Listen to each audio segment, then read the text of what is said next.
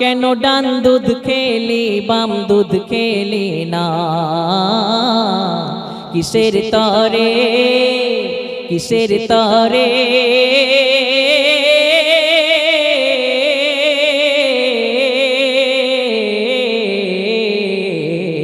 কিসের তরে এই বাম দুধে বল মুখ ওই দিলে না